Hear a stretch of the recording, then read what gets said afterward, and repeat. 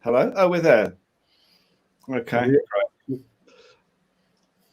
Hello. I'm not supposed to be introducing yet. We're supposed to be chatting amongst ourselves, according to Tariq. But we're just waiting for a few people to come on. Put your name up if you're watching, and we can have some idea of who's there. Anyone? We've all done our sound check, and maybe we've turned up a little bit early today as well. Well, I don't think we normally get there till about 5 past, do we, Tariq? So we're right today. So let's wait for a few more people. They're beginning to join now, slowly. Clearly, people are getting their cups of tea and mugs, and hopefully, in some areas, glasses of wine.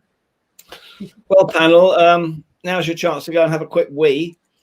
You know, once we get going, you're stuffed. Hello, Jane. Jane sends a hello. Jane? Oh, post it up. Is it Jane? Which Jane is it? Is it Jane I know? I don't know which Jane it is. There's Yvonne, Catherine.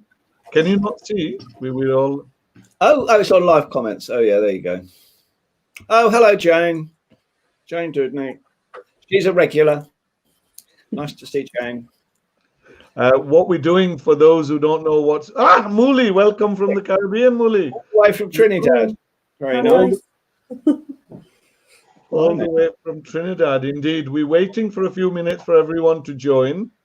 And so why don't I get some water whilst you guys say hello to people, yeah? Water? I didn't know you drank water, Tariq, but good luck. Oh, he's gone. Blimey. Right, well, we're stuck now. Nikki Singer. Hi, Nikki Singer. Oh, hello, Nikki. There we go. Yes, well, we've had a good discussion prior to going live, and we're raring to go in a kind of moderated way, in that we're going to wait 3 or 4 minutes until other people join. To get his water. It'll be fascinating though, because it's the first time that I, for one, have sat on a panel with such illustrious company here in the YA field, in Lucy and Melvin.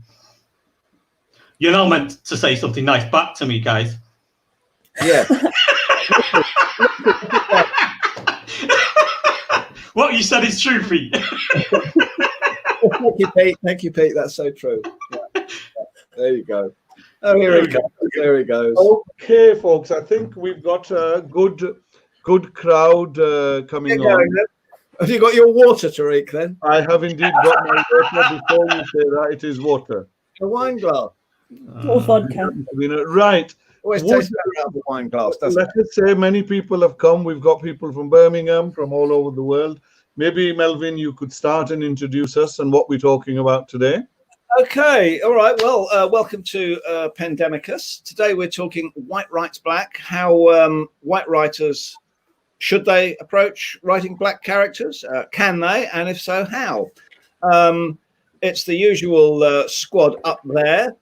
The Tariq is going to, at some point, I think, give us some sort of political overview. So that's going to be exciting. Pete, by enormous good fortune, actually did a study of white people writing black characters in crime novels, which he gave us a forward. So that's going to be very interesting.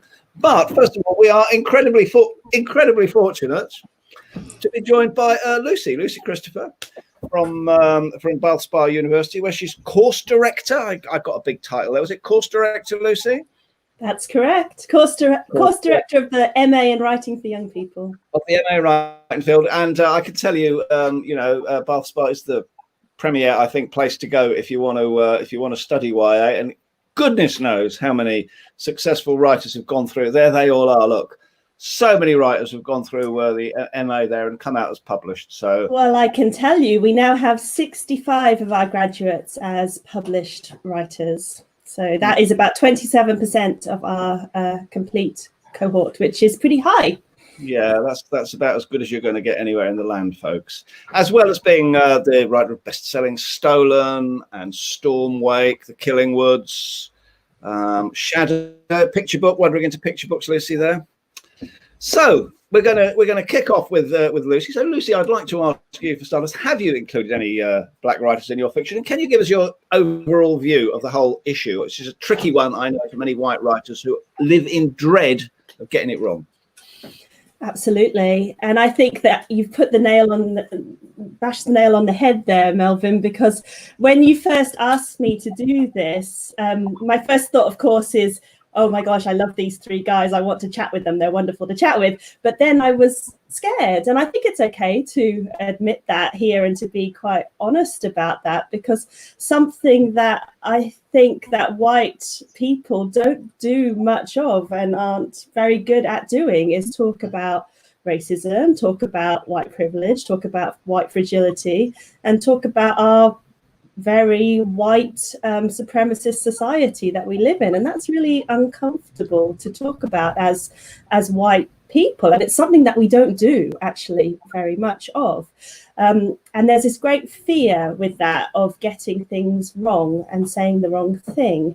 And so I sort of thought about that, and I thought, firstly, there's lots of things wrong with this. The first thing that's wrong with that is that's my ego saying, I'm scared of getting things wrong. I'm scared of what people think of me. I'm scared of being labeled a racist or whatever.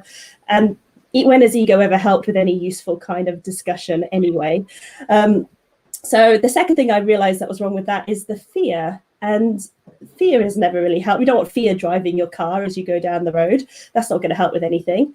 And then the third thing I thought was, I actually have a really key responsibility, whether I like it or not, as a writer, but also as the course director of the most prominent course in writing for young people in the UK, certainly. And that's an unquestionable position of power, and that is a very big place of privilege. So I actually have a role to play, and it's a role that I need to be aware that I'm a little scared of and a little bit driven by things like that, but that's not going to lead my my thinking, because that position puts me in a really key role in terms of helping to change that writing landscape for the future. And regards to the MA course, I could do things like help to change the course, the dynamics of representation within the students, representation within the staff, helping our BME voices get out into the publishing world. And as a writer, I also have a responsibility, and that responsibility might be as simple as just getting out of the way sometimes and letting someone else have that space. So that's my sort of opening position of just me putting myself in there. But that aside, how I can feel I can best empathize with this decision is actually as a female. And I think how I think about it, the only way I can think, I can't think about it properly and in terms of black writers, because I'm not black and I can't think in that way. I don't have a black perspective. But I can think about things in terms of a female perspective, and thinking about novels and how novels initially were all written by men, for men, through male gatekeepers, and how difficult and how long it took for female voices and female characters to come into a mainstream novel world, and how that inevitably had to go through the process of men writing females for a male audience. So those females had to be acceptable for a male readership, and it had to be a certain way of how a male views a female. And then even when women writers came in, then there was also women writers were writing for a male gaze still. We're still writing about themselves in a way that was for a male gaze. And it's like 200 years later when we finally still not even, but much more even playing field with writing.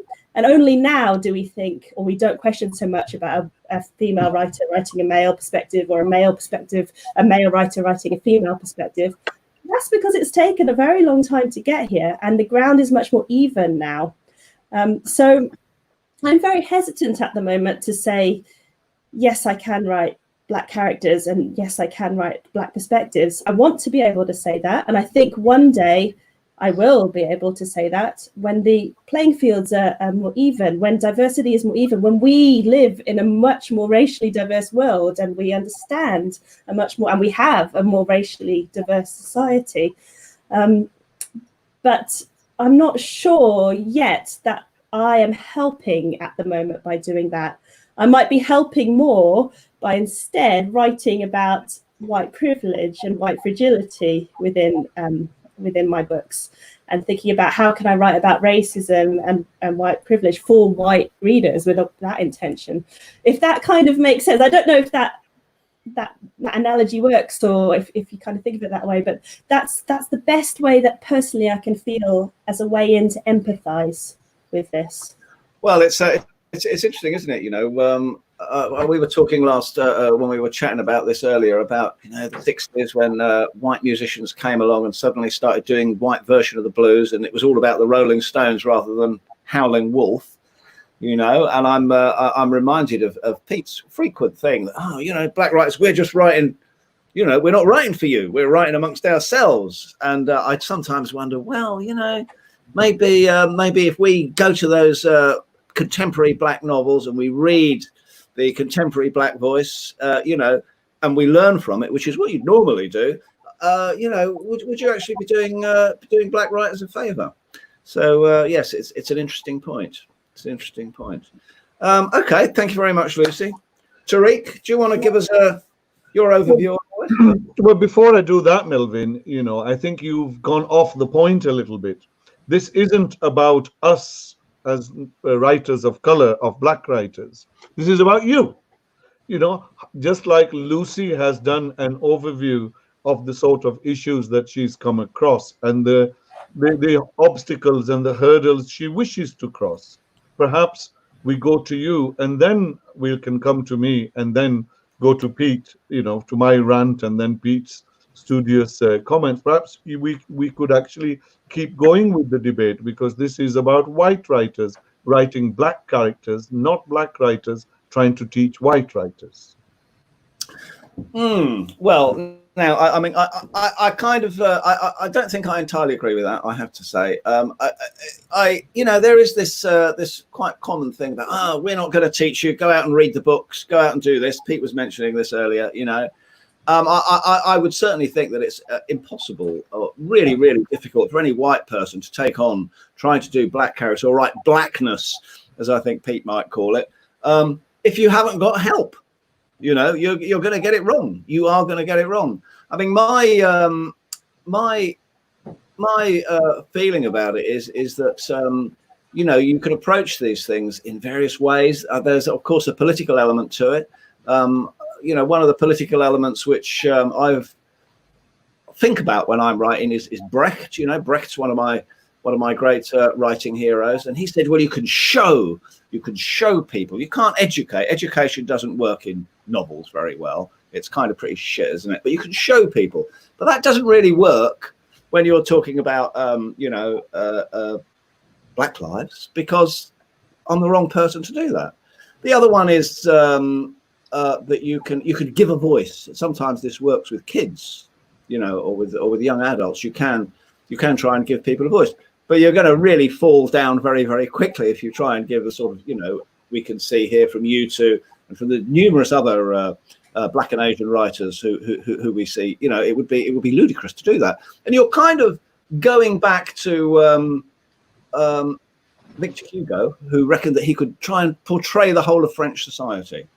Okay, and it's I think for me it's that you can portray the world that we live in somewhat, and that does now include, of course, black and Asian people. So I think you're trying to do that, but you know, how you do that is tricky, and the pitfalls are obvious. My view of racism is that if you're born in a racist society, you're going to be racist. You can overcome some of the elements of it that are obvious around you, but it manifests itself in different ways, in different places, in different times.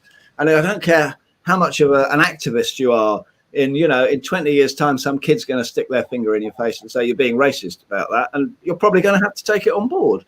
So it's going to show you're going to get it wrong. And if you haven't got someone who's going to, and you know, this is for anything. If you're writing about, you know, deaf people or athletes or people working on the building site, but most especially for you know, the black experience, you do need people. And of course, I've been very fortunate. I've had you two guys reading my manuscripts. You know, and so, you know, I have felt very safe in the process of doing that. But I wouldn't have bothered otherwise, you know. I really wouldn't have bothered otherwise if I didn't feel those safe hands. So I don't feel as though it is just about white writers on their own trying to do that. I should point out that, you know, the other way of doing it, of course, you know, apart from just telling a story which includes people like this, there is another way of doing it, as Mallory did in her books. God, I always get a blank when I'm thinking of Noughts and crosses. Noughts and crosses. Noughts and crosses. It's like a fable, and this is the Orwellian technique, isn't it? Through as in Animal Farm, science fiction is a kind of fable as well. It's a really, really clever thing that she did by this simple interposing of positions, so that you have, you know, white people put in the position of a lack of privilege, and the black people put in a position of dynamism and action. Okay, it's a very, very clever thing done simply. The other thing you can do, and I think this is the thing, you know, when we three came together and decided to try and write the project, which is kind of lurking behind Pandemicus here all the time, you know, I talked to you too. Pete gave me his thing about blackness, black people moving in a space, the different points of blackness. Tariq, you were sort of talking about the politics of all this and the struggle. And so it was a learning curve for me. And although you can't educate, I think, through novels, you can go on a journey yourself. And I think that anyone who's attempting to do this, I think you can go on a journey. You can read the books, you can study what's going on, you can read contemporary black fiction, you can you can read the history, you know, Marcus Garvey, Malcolm X, you could read all this stuff. And if you go on a journey yourself, you can perhaps ask your readers to share that journey with you. And I think that is the way I would most like to do it. And I think that the thing that's sort of the political element of it, okay, you might disagree with me about this, guys, it's normalization. The racism comes from the other. You know, we're white, you're black. We think Winston Churchill is a great wartime leader. You're conscious of all the sort of colonial horrors that he perpetrated. But it's a normalization process. It's the process of saying, you know, this is our shared life together. So that, I think, is the purpose. You know, what's the purpose of doing it? Why would you bother doing it? To show the diversity of the world we live in, and perhaps to sort of normalize the fact that we are living here and that the diversity we live with is normal. There we go. That's my view on the whole thing. Well, firstly, wants to go next, or do you wish to comment? I just wanted to comment quickly. I wanted to ask or comment about the fact that I think it does really very much depend on the intention of what you're doing, and why have you written a black character, and why have you written a black voice?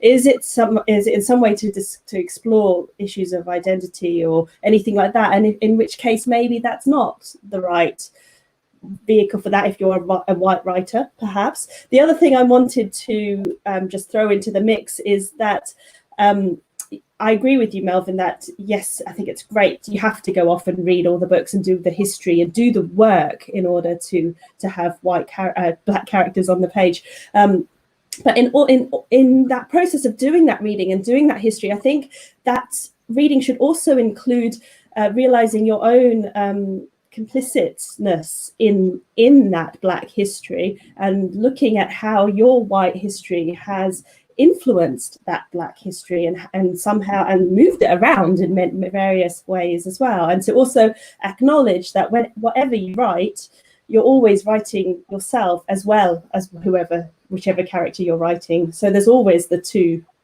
perspectives in there anyway. And I think that's, as long as you're conscious about that and you think very deeply about that and you examine it, then I think that's quite an important part, really. Yeah, I mean, perhaps I could give my little introduction and tuppence worth on this. I have lived my life, and what did I in my life? What did I see? There were writers, and there were black writers. There were black writers who then became Muslim writers or Asian writers or Caribbean writers, but whites were always writers.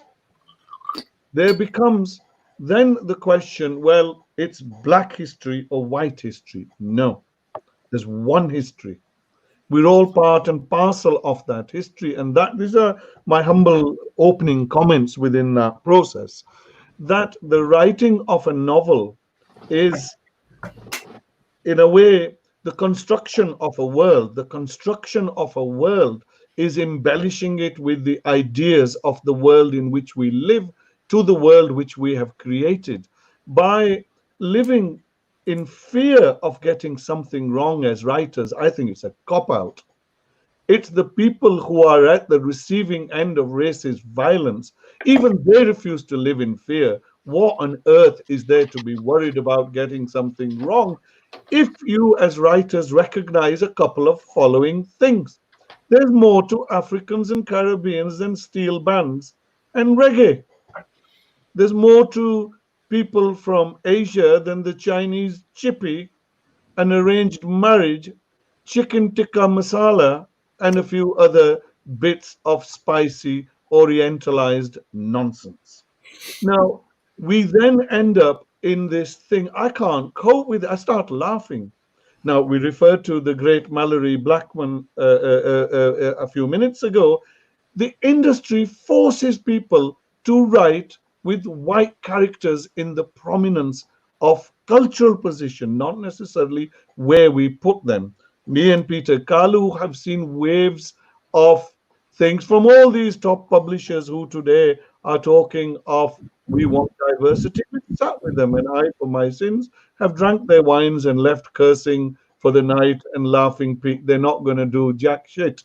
All they're going to do is get a fat wage at the end of it, and we'll go up north. Now, I'd like to just to go a little bit further on this, and that to me then, Lucy, I think you are right, and I disagree with Melvin on a fundamental point that this is not about normalization, but stripping the normal of its abnormality insofar. And the abnormality, it festers itself through all the historically evolved wounds of our lives. So what is reflected by white people is not just about the novel. When you create ideas in the white world, so let's get the ideas you both, all four of us actually have written for children. Around about 3 to 4% of writing or central characters for children's literature are non-white. They're almost all white. So 8%, just to sorry? be 8. Or whatever. It's so minuscule, it's ridiculous, reflecting our global position as human beings.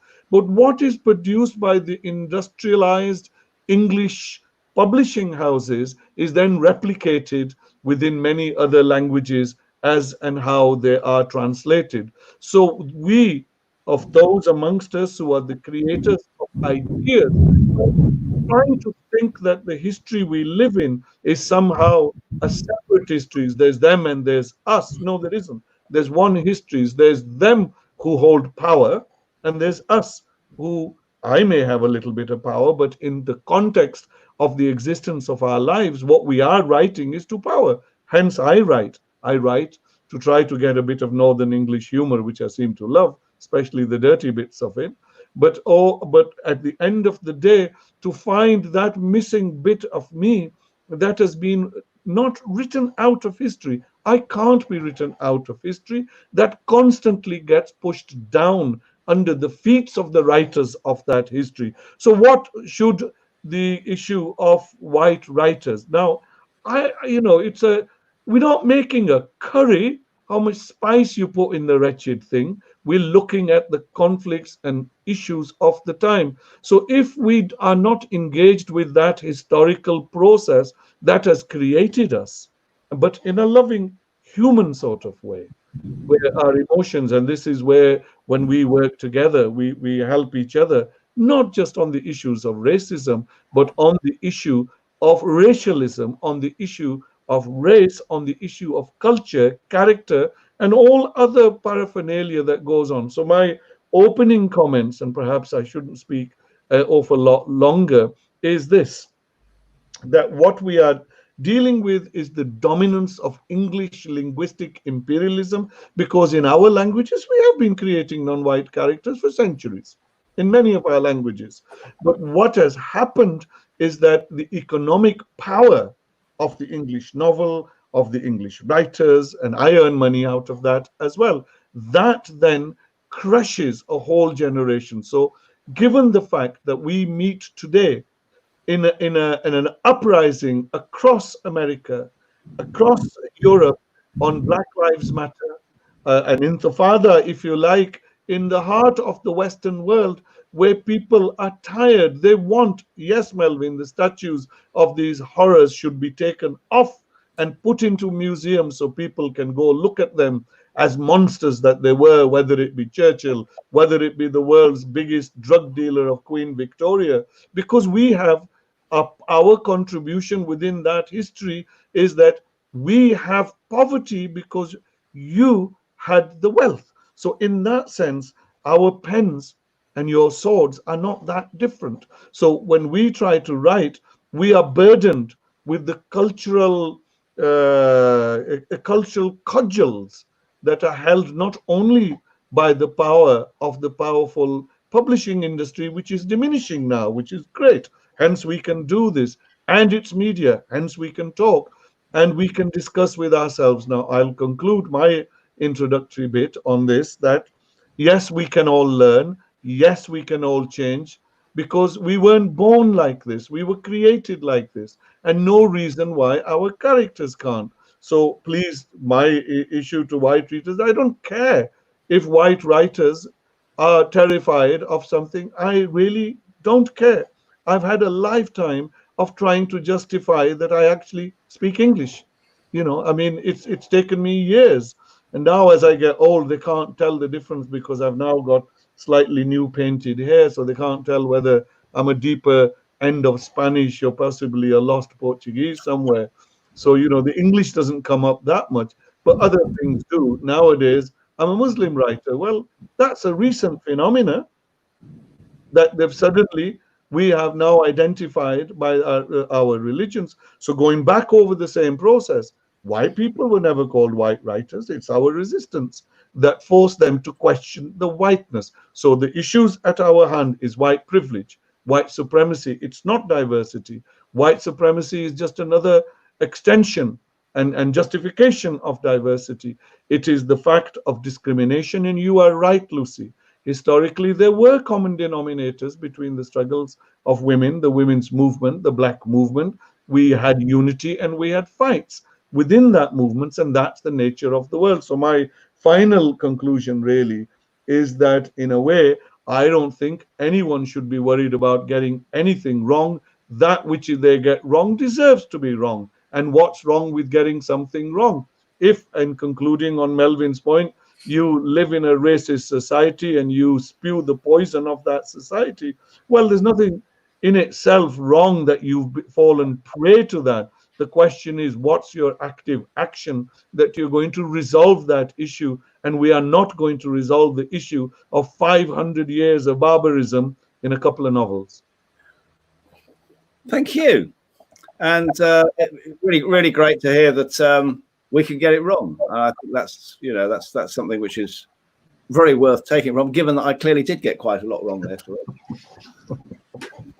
Okay, Mr. Kalu, the field is yours.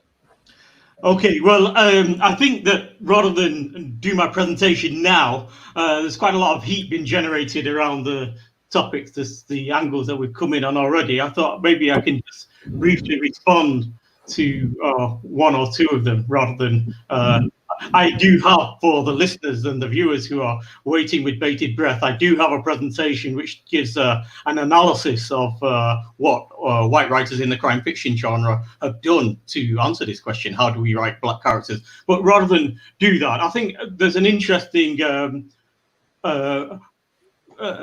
meeting point between all of the three who have spoken before around, can we get it wrong? Should we fear getting it wrong? And how best can we navigate those choppy waters? I did like what Lucy said about part of the investigation of how I write the novel might be the investigation of myself. You know, the writer, the author has to look to herself, himself, and deal with their own hesitations, reservations, lacuna, prejudices or unconscious racism, all those areas where perhaps for a lifetime you might have feared to venture in facing the idea of writing a black character. Perhaps you may have to go into those things.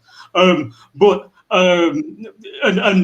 with regard to normalization or the abnormal, I think that could end up in a semantic discussion. But I would agree that what has happened across the world over the 500-600 years of the ideology of race, which is a construct, it was invented to justify exploitation across the world, and it's taken root. It's a very, very strong concept which cannot be eradicated from the culture. It's permeated everywhere. And perhaps when I do my presentation, I may be able to talk a little bit about Orientalism by Edward Said, who he published this in 1978. So we've known about the depth of the problem for 50 years, if not longer, much longer probably.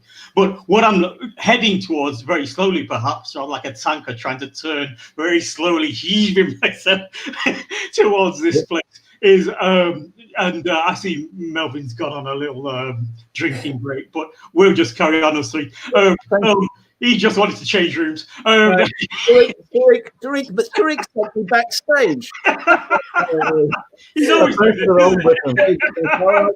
places with Lucy now. Yeah, I've not lost my flow. Don't worry. I'm go for it. Yeah. So the concern of do we get it wrong? I think that one of the answers, and I think there was an inkling of an answer that Melvin touched upon when he said that Mallory had used fable. One of the ways in which we can go forward, it may not be as commercially promising as the contemporary realist novel, which I must say a lot of YA fiction is written in this contemporary realist mode. By realist, I don't mean it reflects real life, but it's a genre, realism. It has its certain conventions, and most of the novels that I've read in the YA genre use those conventions. So the problem that occurs, and tying it now with the idea that the author himself may have anxieties or worries around how am I competent to do this.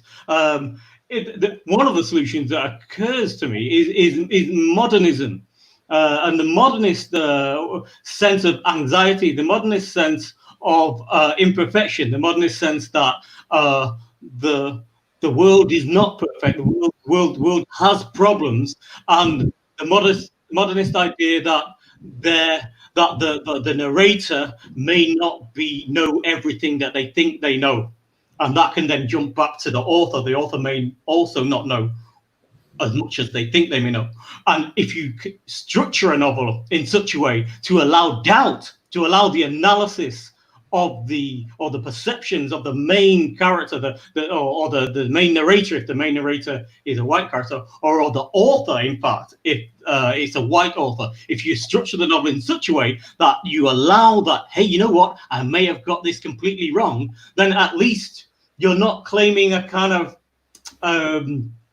omniscience, an authority as author that is saying this is how the world is, because we're all kind of saying we know the white writers will get it wrong to some extent. So that's one way forward would be kind of to take a modernist approach.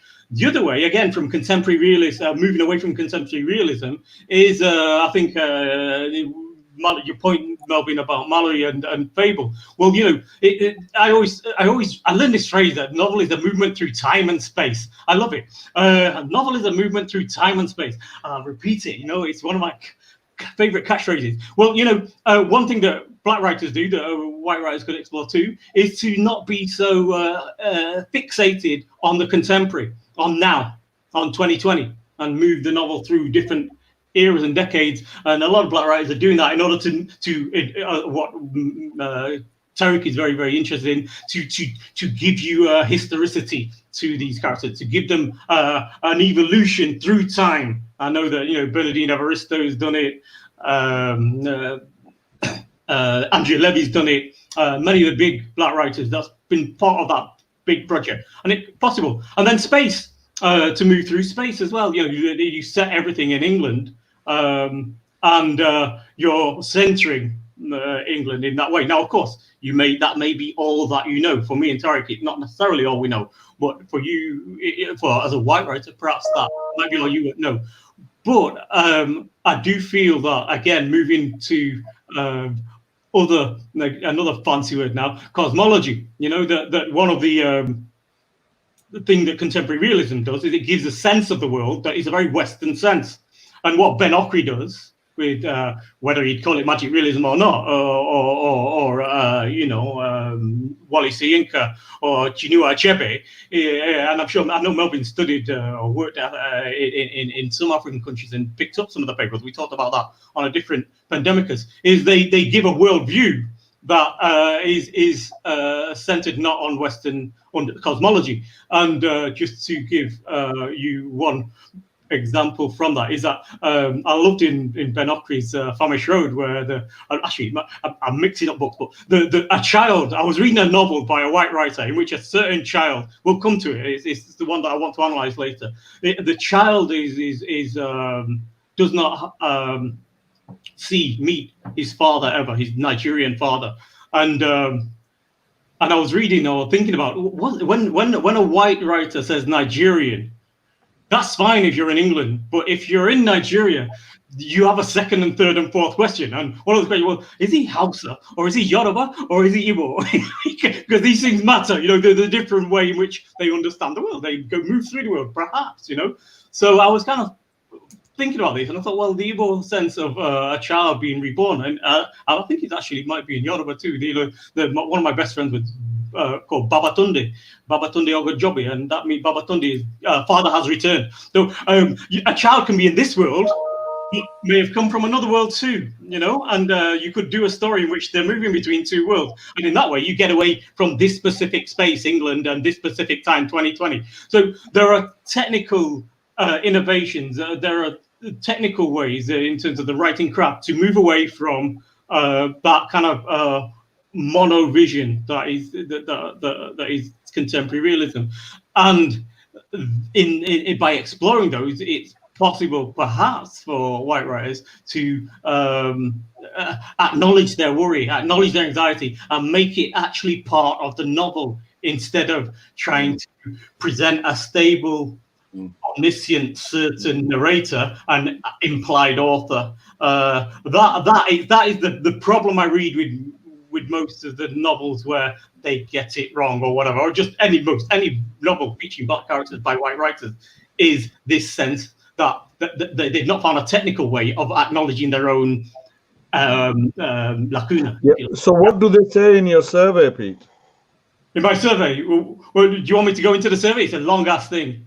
Well, I mean, before we do Pete's survey, a couple of points really. I mean, it's encouraging to hear Tariq say that you've got no business being anxious, actually, because a lot of white writers really are bothered. I mean, this thing about the fear of getting it wrong, it's the terrible fear of sort of nice middle class white people of being accused of racism.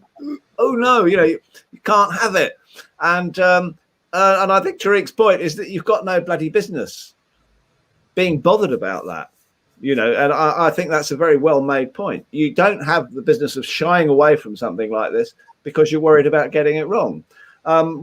Pete's points were very interesting because however much you might need to do this or feel as though you have a responsibility, you do need the tools.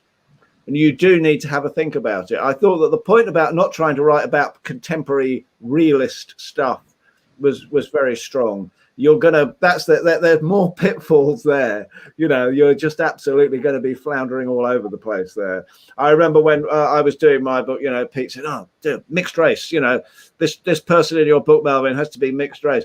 That's quite handy because I've got something that I know about them as well as having to learn about the black history. So I think that, we do, if we're going to do this, and I think we should do it, you need the tools. You can't just go into it and say, I don't care if I get it wrong. You do have to think about it. You do have to equip yourself. You do have to have some advice. You do need to have some help. And you do have to be prepared to get it wrong. You know, and if you get it wrong, you have to be prepared to say, yeah, okay, I did my best, I got it wrong. You know, big deal. Yeah. Give me some. And I guess one of those things to also jump on that is that black writers have been writing white characters for centuries and have been in, and certainly in this country, black people have had to be part of white society, whether they like to or not. Well, we've not had that experience so much as white people. I mean, so we're a long way behind in all of this thinking about. It's just not true, Lucy. White people have been writing black characters even longer. You know, I think there's a point here. A little while ago, we were talking about the wonderful Muhammad Ali amongst ourselves. Okay.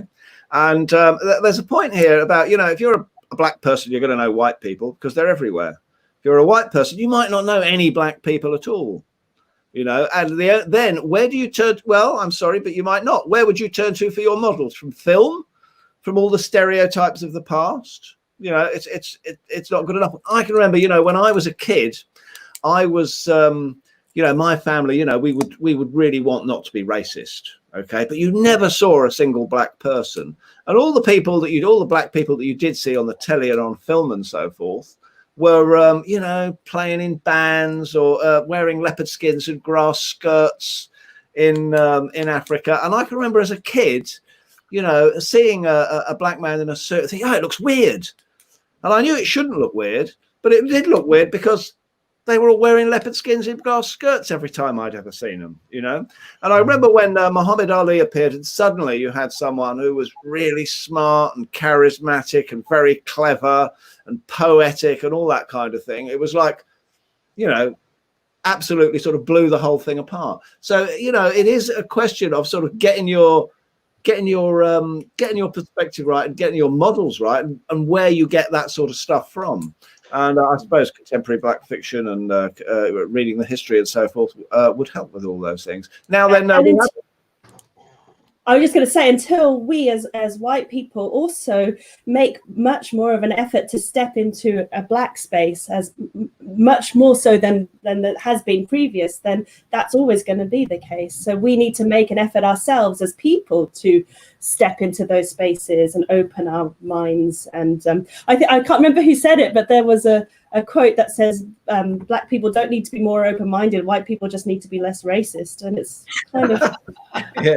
Right, well, actually, I won't respond to that because I think I'll have so much on there, but Pete still hasn't reached, and we've got some really important questions that people have commented on, which I think they deserve answers or comments from us on them. But Pete, perhaps you could give us a summary of, what sort of some common denominators and common... I'm going to give you the super short summary.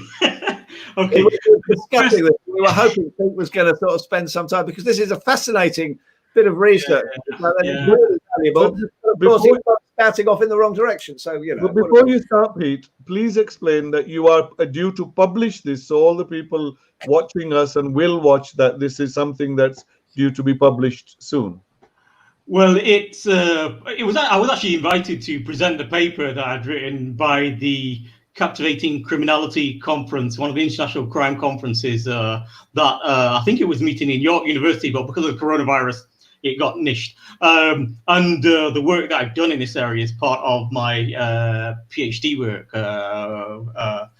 In my PhD work was particularly focused on how black writers write black characters. It's a totally different conversation.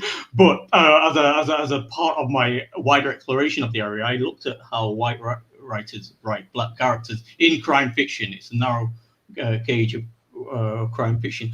Okay, so I've tried to figure out how to do this so briefly in this little slot, and I've decided I've chosen two concepts. The first one is 6 degrees of separation.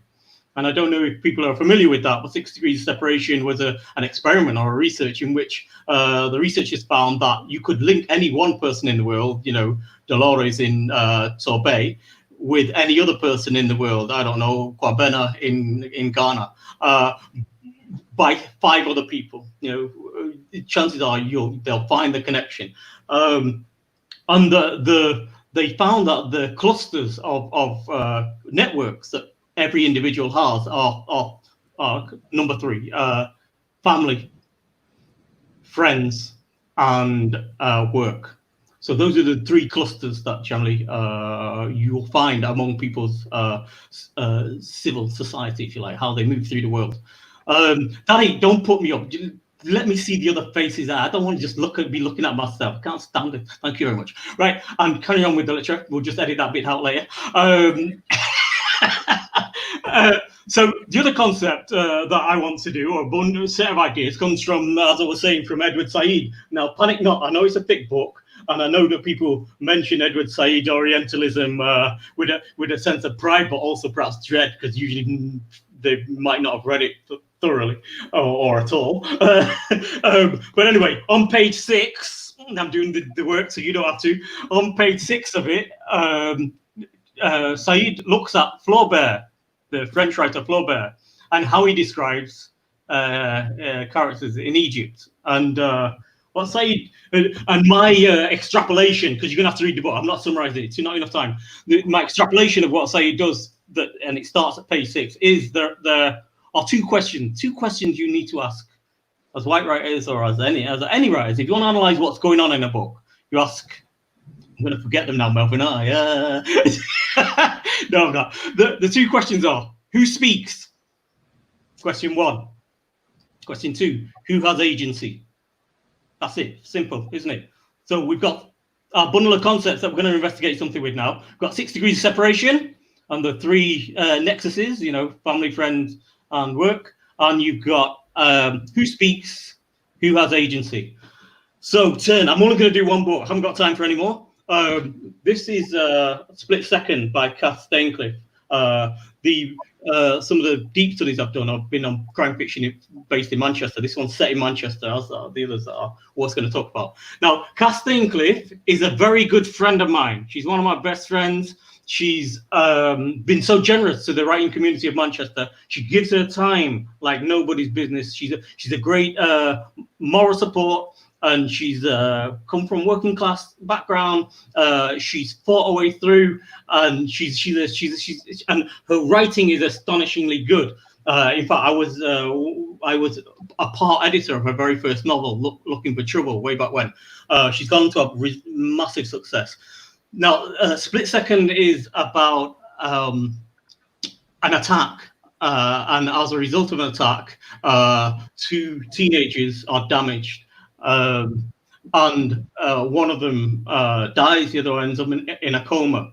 And that story, for everyone who has a heart that is not hollowed out by experience and cynicism, so maybe one of the 4 here may have to drop out, but for everyone who has a heart, this will break your heart. You'll be in tears reading it. It's an absolutely fantastic book. I love it to death.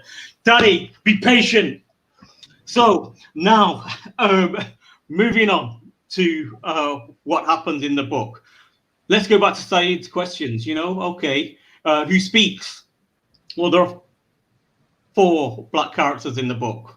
The main characters are not black. You've got Louise, mother of Luke and Ruby, and you have Andrew and Val, mother and father of Jason, I think. So now, in the attack, Louise's son, Luke, who is of mixed heritage, is damaged and ends up in hospital in a coma. Okay. Louise also has a daughter called Ruby. Wasn't part of the attack. She's still around in the book. So Louise has had 2 relationships, and the 2 children are the result of those 2 relationships. One of them, Luke's father, is called Roland. Roland was a Nigerian student, and he left England when Louise was pregnant, and Luke never has seen him, and he doesn't feature at all in the novel. He doesn't come back. And Ruby, who's also mixed heritage, her father is Eddie. Eddie dies in a taxi accident. I think he's a taxi driver. He dies in a car accident. So Eddie's dead. So of the 4 characters, what have we got? Who speaks? Well, Roland isn't speaking. He's not there. He went. As Louise might say it, he fucked off back to Nigeria, left her with the kid. Luke can't speak. He's in a coma. He starts off in a coma at the beginning of the book, and he's in a coma throughout the book. Eddie, car accident. Sorry, dead. And you've got Ruby. Ruby is about 16. She's young. For a YA novel, she could have spoken, but in this novel, which is an adult novel, she doesn't really have much agency. Okay, so what you get is, as I say, this book is a very moving book, and you get the pain, the modulations of grief through all the stages as Louise goes to see her son in a coma, Luke, and all that pain. But now let's go back now to the second idea, 6 degrees of separation. One thing that I was thinking about was, okay, Roland gone back to Nigeria, but he's got a son, Luke. Would not the extended family be interested? I'm taking the first thing of 6 degrees, the family network. Would there not be? I know, because this story resonates with me, because some of it is my own life story, But I'll tell you one thing that used to happen is the Nigerian family were always sending signals, sending people to Manchester actually to talk about what's going on indirectly in that world and where your dad is and stuff like that. Okay, I wondered, would that not occur? Eddie, now, but Louise has beef. She decided that Roland was she calls him the rat, Roland the rat. She has issues, so one can understand a certain distance with that. Eddie, he died in a car crash, and she loved Eddie. Louise loved Eddie deeply.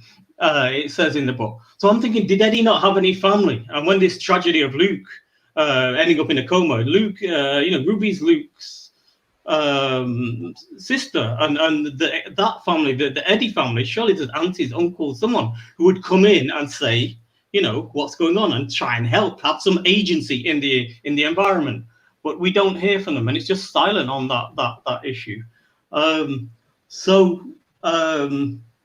What you've got, therefore, is no generational surrounding, no family surrounding of those children that are Black. And in contrast, Louise herself talks in the book about 3 stacks, 3 generations. She talks about how she loved her grandfather, and she wished her grandfather was around. And she talks about her mother and father as well. So you get 3 or 4 stacks of generations on the white side and nothing on the Black side. And one thing that I loved about The Hate You Give, Angie Thomas, was to see the generations of Black family and Black networks, family networks coming together in that novel. It is a beautiful thing to see because it's rarely done. Now, I understand the difficulties of why it's rarely done. You've got to know these Black culture or Black people deeply to pull it off. You can't just go at it in a glib way. So it can be a sort of technical decision. Let's just eliminate them all. But let's move on to, so we've got family, friends. Louise, she went out with 2 Black men. I'm coming back to that. She went out with Roland, had a kid by him, went out with Eddie, had a kid by him. But in the book itself, there are no friends who are Black that I can see, And so it thinks, okay, she liked Black men, but she didn't seem to be around Black society, let's say, the general Black community of Manchester. It's based in Manchester, and I know it well. So that was an interesting element. And as for the other family, Val and Andrew, you just don't hear anything from them. Then thirdly, moving to the third element of the 6 degrees of separation nexus is work. Now, this is the one that white writers love, actually. They go for it in a big way because it's kind of conviviality without intimacy. It's the shopkeeper, the taxi driver, the home help, all these minor, the doctor, the nurse, they are Black in Split Second and in many of the other novels that I've examined.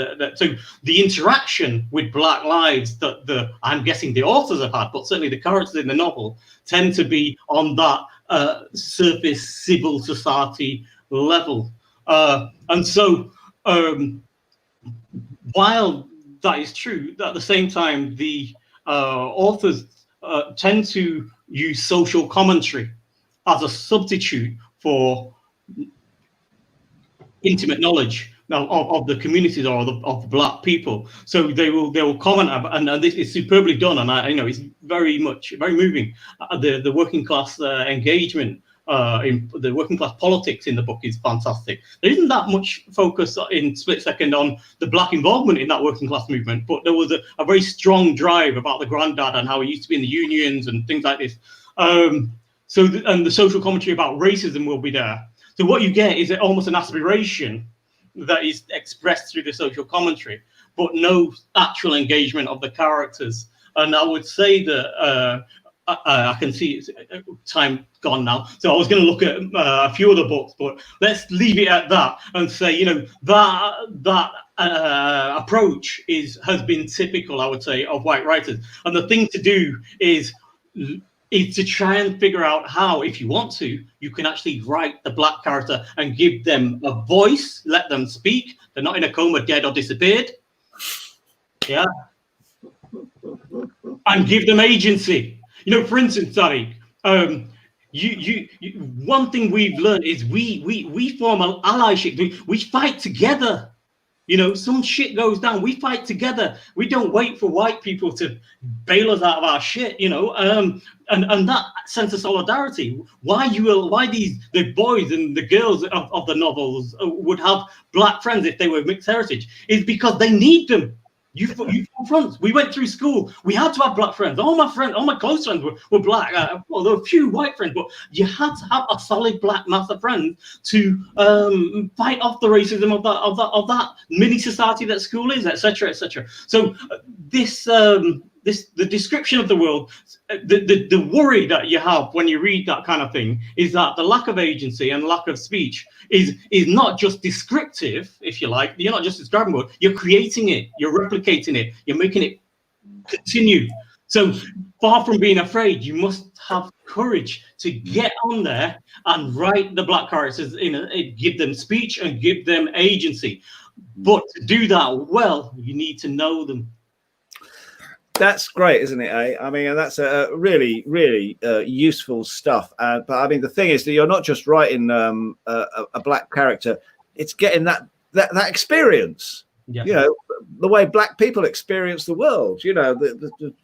What Pete was saying about having to have those friendships at school and the family and all the rest of it. And that's the business, isn't it? And that's what you've got to learn, because otherwise, you're just writing. If you're going to write a black character from a white point of view, you probably won't know them very well.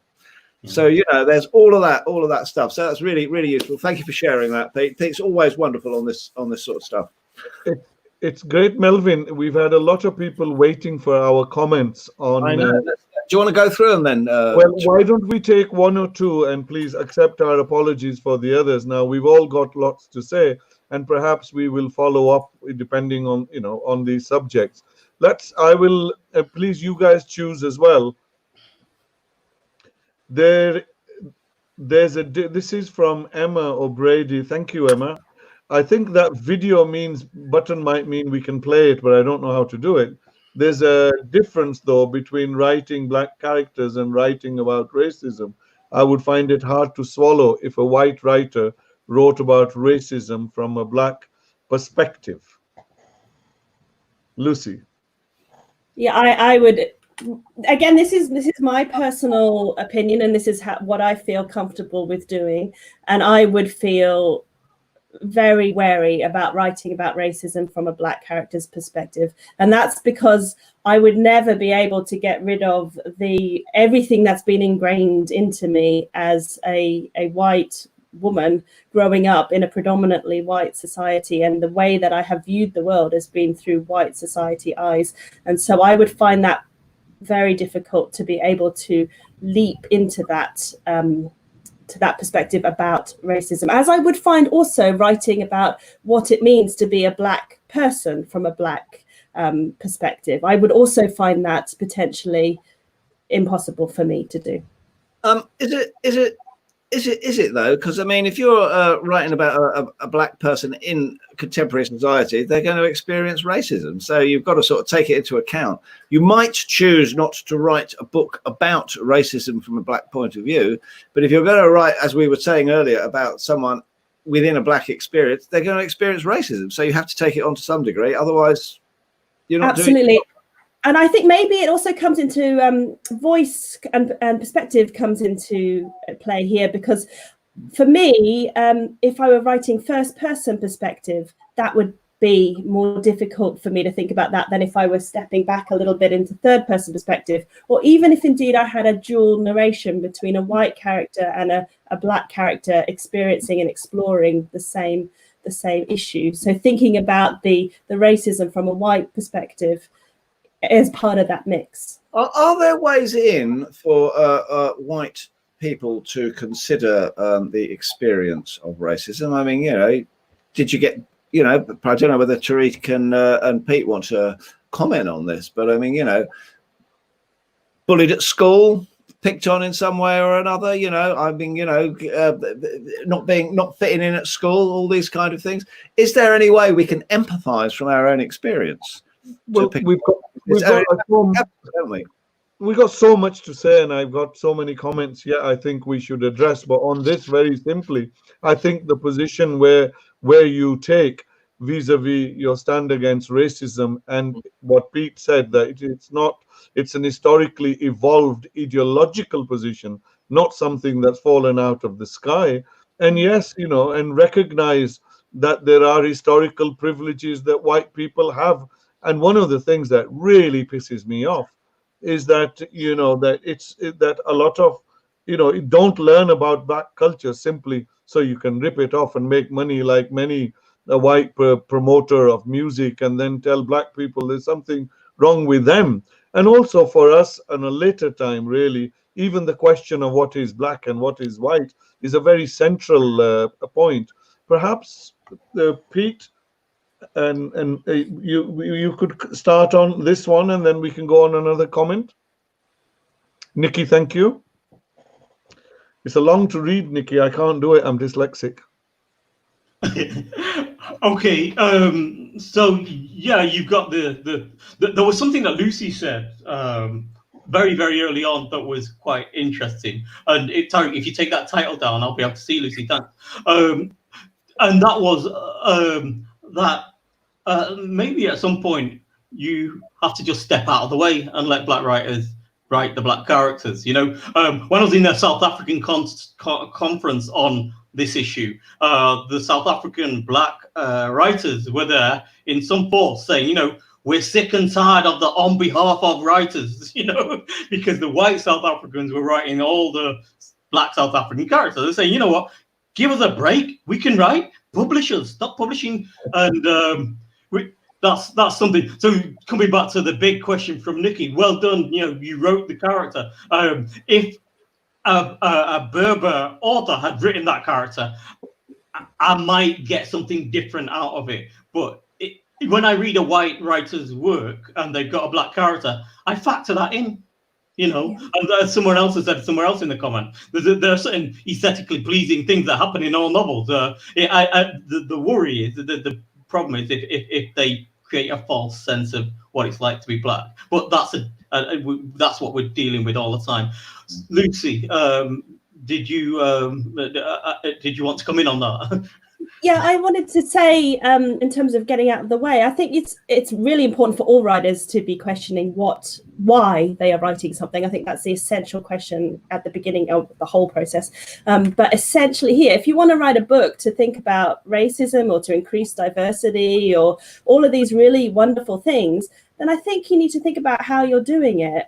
Writing, I think you can do that without taking a black perspective and writing in a first person black voice. You could do that through, I think we've got plenty of work as writers to look at society through a white privileged eye and say, okay, this is my role in it. This is how I contribute to white supremacy. This is how I contribute to racism. And I'm going to write a book perhaps for other white writers, maybe, but thinking about that with that intention as a way to tackle racist narratives, still including black characters, still including all a diverse society, but maybe that intention can be done in a slightly different way. Does that make sense? No, but it doesn't matter. Yeah, a query. Of course it does. Yeah, take no notice of him. A query, though. I mean, you've been talking, and Tariq was talking as well, very much about combating racism, which is something we all do. Is there a role in writing books in which people are black, and that we're not actually addressing racism specifically, or is that just a waste of time, dabbling in aesthetics for the sake of it? That's such a big question. I think that if we go into that, we will deny an answer to one other question, Melvin. I thought, however, I mean, you know, whenever I've written about or marginalized characters in some way or other, people are often pleased if it isn't just about the issue. You know, yeah. Let me just give you one example. One crazy example. It only dawned on me when I was analysing this stuff. You know, and it's a point that I think someone on the comments or Melvin has mentioned about Mallory being tired of black people being presented as suffering. And you know, the novel I wrote, Little Jack Horner, the last crime novel I wrote, it was, and here's another transgression that got me into a lot of trouble. Maybe it was actually a bisexual Asian. About 16, 18-year-old who was a magician. And I just decided to make him a magician. And I was thinking just today about it. And I thought, you know, why is he a magician? That's super agency. You know, so far from being, you know, in a coma doing nothing, this guy has so many powers. He can do things beyond the realm of the real, of the normal, you know. And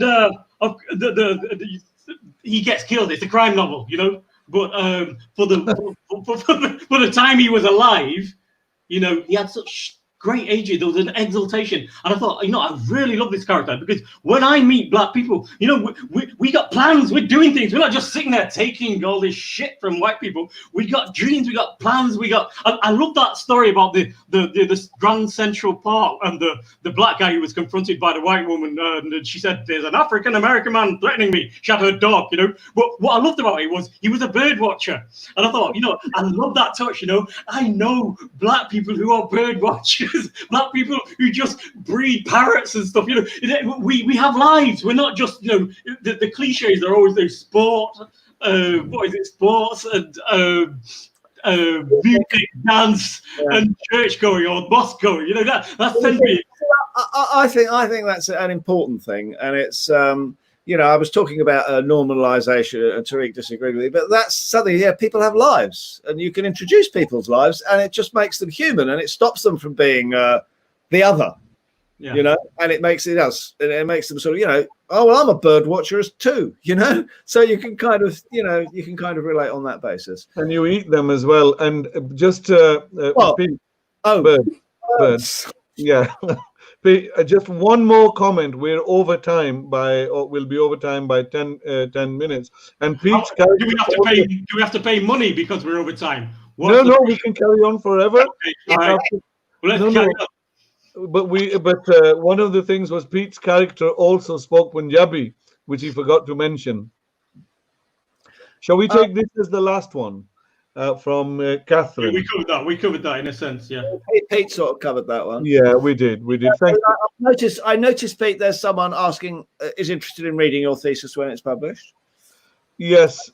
I'm sure that would be a fascinating thing. And someone else is also asking if this is available after going out live. And the answer is yes, you can find all the Pandemicus chats on the Facebook page, and I think they're going up on the YouTube, aren't they, Tariq? But they're not all there yet.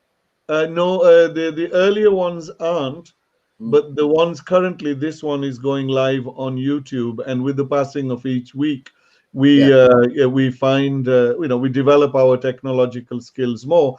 But I think we should give the final words to Lucy as farewell words, and then thank everyone else who's been watching us. And in due time, we're all going to learn. These two other old men on the screen are about to learn all the editing skills, which I've screwed up over the last few weeks. But Lucy, perhaps our farewells and summary. And from us in advance, thank you to everyone who's watched this. That's from me. And sometimes I speak a bit harshly, but my heart is really harsh. If you boys say goodbye, and then leave the last word to Lucy. Oh, goodbye. Thank you for joining. That was fun. That was interesting. There you go. See you The next time. pressure. all I want to say in parting words is Our that speech. I know this is terrifying. All I would say is as I move forward as a writer, that this is something that is very, very much at my forefront of my mind, and I approach it in the spirit of only beginner, really. So only beginner, the process is the thing, and that makes me feel much more positive and excited, and also to remember that when we go back to female and male writers. Once we got female writers writing their own stories into the mainstream, the whole fiction world became far more interesting, far more creative, far more diverse, far more experimental. And that was a bloody good, exciting thing. So the future, where we have a much more racially diverse playing field for publishing, is actually a really, really exciting one for literature. And I think that's a really hopeful and really brilliant thing to think about. Whenever fear and anxiety and worries about doing things wrong come into the mix, think about that future, that even future where diversity is going to be there and literature is going to be so much more exciting because of it.